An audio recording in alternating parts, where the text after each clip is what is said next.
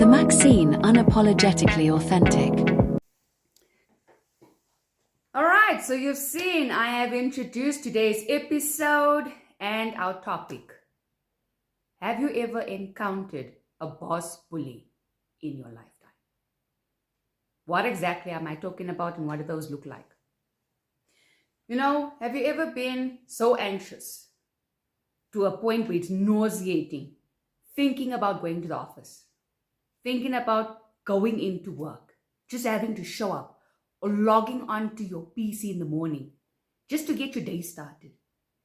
And it's not because you don't like your job or it's not that the work is unbearable, but because of the person that you report to. Now, I'm not sure about you, but I've had my fair share of a boss bully in my corporate lifetime. And if you've been there, you would know it's gut-wrenching to wake up, pull yourself together, and actually pep talk yourself into going into the office or to signing on if you're working virtually. There's so many people that don't talk about this, but experience it. There's so many people that end up in mental institutions because they can't take that heat, that pressure, which is not normal, by the way. It's not an acceptable practice. There is no rule book that says be a bully when you have the title in leadership of any kind. But some people take it to the next level. So I want to walk with you and I want to give you, what does this look like? What are these experiences? Sometimes you don't know, and if you're new to the workspace, sometimes people talk loud, sometimes people use curse words, but there's a difference. And I'm going to specify that for you today so that you know when you're encountering this or when you're experiencing this, you think you're being bullied by your leader, by your manager, by the person in charge, it is not normal. And I'm going to tell you what you can do about it. There is a few things, because your workplace is a place where you go to share your skills, to share your knowledge, and to have fun, because you're stuck for a good couple of hours. You're making money. And the company is benefiting from you. The organization is benefiting from you because you're adding value. You're benefiting because you're receiving remuneration. That's compensation for your work. But no person should ever encounter being bullied by the person that they report to. So what does it look like? Let's have a look. Okay. So let's define bullying. So we're going to look at emotional versus career impacting behavior. What does a boss bully look like? Someone that humiliates you in public. You could have been in a meeting, or you could have been presenting a project.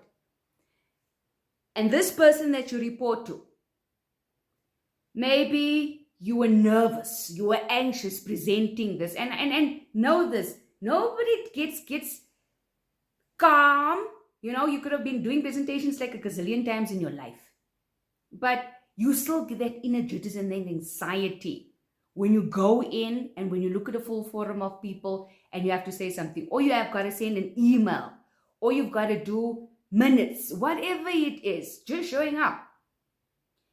And you busy presenting, and you have this person that you're reporting to going, oh my God, are you freaking stupid? Are you dumb?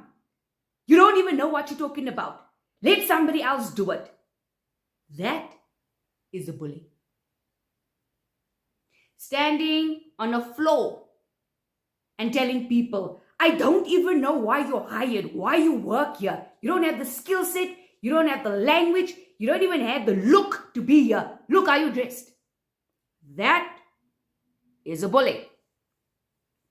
Someone that gets into your mental space negatively. Someone that makes you feel less than. Someone that makes you feel you're unworthy to even exist. That is a boss bully. What else? Other typical examples where they take credit for the work you've done. Shining. Yes, that was me. That was all me. Forgetting. They have a team of people that work for them. They had certain stars in the team that they cannot function without, but forget to acknowledge them. And I'll give you an example. In a normal corporate space, a normal work office space, you get that time, there's KPIs, KPAs, there's the metrics that you get measured on, your work gets measured on. How did you perform? How much results did you produce? How many did you reach your targets? Did you do your trainings? That. All of that counts towards your performance. And then you will get, if you have a boss bully, when it comes to that rating, they take the credit for your work, number one. Number two, you don't get the rating you deserve.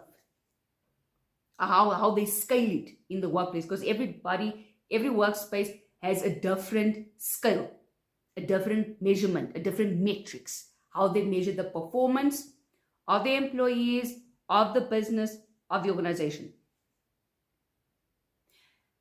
And that's where it's unfair treatment, because there's high performers in your team, but because you're working with a boss bully, this person is so inflated, driven by ego, driven by outside influence, waiting for the spectators to give them an applause every time they're nasty, narcissistic, rude, and simply have no emotional intelligence tied to them. That's what they thrive on. Why? I'll share that with you in a bit. I'm still going to go back to the point where when you're performing, you can be a top performer. You will just get the average score or a little higher. Your remuneration goes up at 5%, if not less, a little bit higher. And you start thinking and questioning your worth. You start thinking and questioning, did I really come to work for this, to suffer humiliation? Am I not good enough? No, honey. It's not that your work's not good enough. You're reporting to the wrong person. My next point that I wanted to make, and I made points for you so this can sink in. Now, why does this happen? Why do people in leadership positions act like that? Which is wrong. Let me just set the record straight. It's wrong. On all levels, it's wrong. It could be due to insecure leadership. And I've seen it a lot in my lifetime. It can come from they're afraid of their authoritative figures, that they will spit fire at you because they don't know how to stand up for themselves, number one. Number two, they don't know how to protect their teams, to take the heat, and to also manage it effectively. Number three, they're simply there just to make the money, and they will do whatever it takes if it means getting people unfairly dismissed, criticizing people's work where there's nothing wrong, or even sabotaging. Yes, you heard me. Sabotaging presentations that you sent to your boss bully to review, an email you sent to be reviewed before it went out to stakeholders. They go in. They will change your work without you knowing. Say they vetted it and publish it publicly to humiliate you, to undermine you. And this all boils down to the type of person that has been put there in leadership with a wrong mindset. It happens. When it will change, it's up to the person that wants to change. But you can make the change. You can leave. If you feel you've had enough, if you feel that it's costing you your mental stability, it's costing you your peace at home with your wife, with your kids, or if you're a single person, you can't sleep, Your mind is in constant, you just feel fatigued, you feel anxious, your mind can't switch off. If that's you, do something about it. It's not going to get any better unless the person does the real inner work and says, I'm actually a crap person with a crap attitude and I need to change myself. Or you can decide, I'm going to look for another job where my nervous system is intact, where I'm happy, where I am excelling. Because think about it. When your nervous system is a wreck, you're all over the place. You can't function. You're using energy drinks to boost you during the day, or you're using other supplements just so that you can calm down. Or people use all kinds of stuff. I won't go into detail, just to cope. Ask yourself, is this what I signed up for? Because trust me, 9 out of 10 times, you're damn good at what you do and you can get a job anywhere else. But because they've instilled fear inside of you, that fear grows and it starts to show on the outside, in your physical appearance. That fear, I always said, I observe people's eyes because eyes tell me a completely different story. You can lie to me with your mouth, but not with your eyes. Because your eyes, you can see when someone's eyes are sad, when they are troubled, when they are anxious, when they are just done. You can see it in their eyes. Before you get to that level, or if you're currently in that situation, be bold, be brave. You're educated. You deserve the spot there where you are working at right now. You don't deserve to be ill-treated, humiliated, undermined, underpaid, underrated. You can walk out today and you'll walk into another place that values you as a human being, number one. Values your work ethic. Values how you perform, and you will excel. So ask yourself, you constantly see these posts on social media that says you can't thrive in the environment that broke you. That is true. It's very true. You can be the change you want to see. If you want to heal, if you want to get out of that toxic, unpleasant, nerve-wracking, nauseating place in your life, look around you. 90% of the time, it's caused by the workplace. Rarely by your family, unless it's abusive at home. Think about it. What are you going to do to make the change? And what I want to share with you as well is, in these instances, how does this impact you as an employee? As an employee, you experience burnout. There's a high resignation rate. People don't talk, or sometimes they do talk, and they get silenced. Or it gets swept under the carpet. Or they get moved to another team. Or they get moved to another department. Or they get dismissed. So these things are known, but are not spoken of.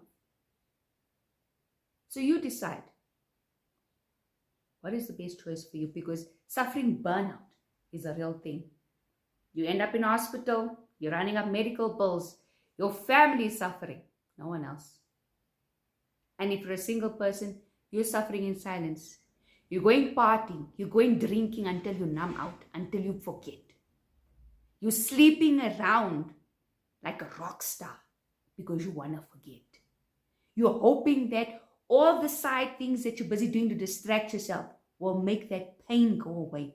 It doesn't stop unless you make it stop.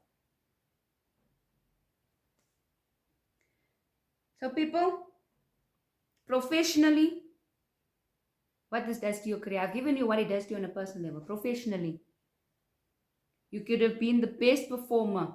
Suddenly, go silent.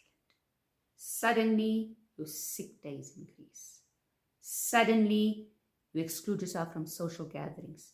Suddenly, you do not speak, whether you're in a meeting, whether you're in the office, whether you're online. You don't even put your camera on. This is the impact on you as an employee. Your work becomes sloppy, or you become hypersensitive. You overthink everything that you're putting into your work. And you start making stupid mistakes. It just gets worse, people. And you'll be painted as that person that, oh, they can't perform, they don't know what they're doing, they don't deserve to be in this position because working with the boss bully. Why organizations keep these people? Beats me. I don't know. You can change. I'm here to tell you today, you're not underperforming. You burnt out. Why you burnt out? Because you recognized as the underperformer. Why you recognized as the underperformer? Because you start taking and taking and taking humiliation, disrespect. Someone started taking credit for your work and you keep quiet. You can change today. You can resign, take time out for yourself, and figure out where can I best use my skills, my talents, because you weren't born to be called stupid. You weren't born to be bullied. None of us were. Take your stance back. Look around you and don't go, it doesn't get better. I know. I've experienced it myself. I know. The choice is yours. You can. Today, you can. Even if you just make a decision. I am deciding to take charge of how I work, where I work, whom I'm going to report to, and who I want to work for. The Maxine, unapologetically authentic. The Maxine, unapologetically authentic.